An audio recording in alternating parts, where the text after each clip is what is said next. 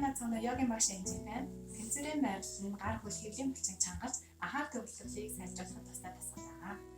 За хажуу жишээгээ хараад ширээ буюу мөлхөө байрлал хийх шилжиж байна.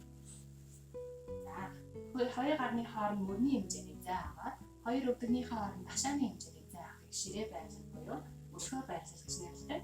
За энэ харцыг газар руу шилжүүлдэг.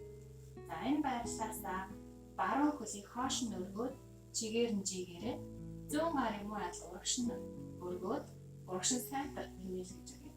За гарын хаалгыг өсвөр хажуу жишээ харуулж байна. Доошооч харуулж байна.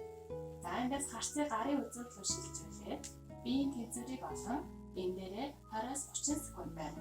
За анхаарах зүйл маань бүгдийг доош нь буулгахгүйгээр дээш нь түлхээд гал мөрийг дээш нь өргөж өгөх нь мөн гиз хэвлийгээ сайтар татаад бие чангалаад 30 секунд ансгалаа ажиглан тэнцвэрээ олон зогсоо.